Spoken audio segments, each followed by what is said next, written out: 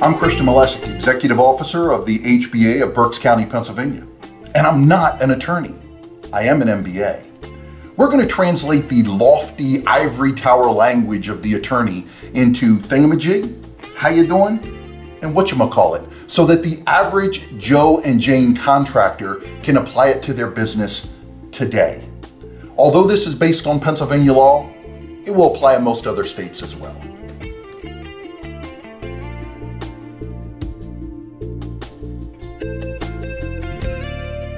Written, verbal, or applied. We're on page 2 in the middle there. What applies here is something called the Doctrine of Reasonable Expectation. When you talk to the lawyers, they use this word reasonable quite a bit, which is kind of funny coming from the attorneys, but we'll hold off on the attorney jokes for now. The reasonable man standard is applied across the legal field.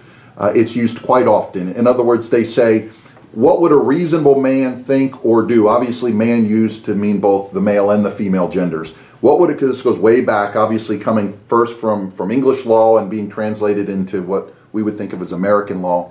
And so there's a lot of history that goes behind this. And even the English law, some of that comes from Roman law and some of the other early civilizations.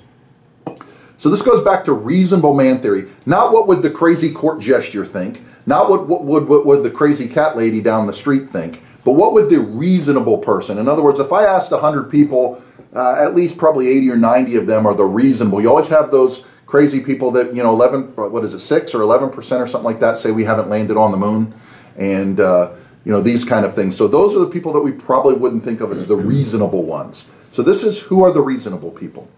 And the doctrine of reasonable expectation is applied to contracts. So, in other words, there has to be a does it make sense factor.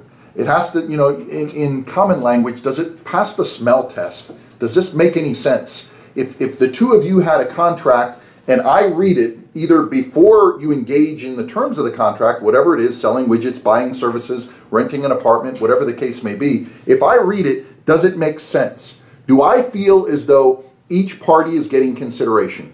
You're giving this and getting that, and she or he is giving this and getting that. Do I feel as though there's an equal balance? Does it make sense? Do I feel as though, for example, you couldn't have a contract for anything that's illegal. We couldn't have a contract that says, I will agree to give you $50 if you sell me a bag of marijuana. We couldn't have a contract that says I will agree to give you $1,000 if you agree to be my slave for X number of hours or X number of days. That's not something, that's against the law. So we can't have a contract for anything that's illegal.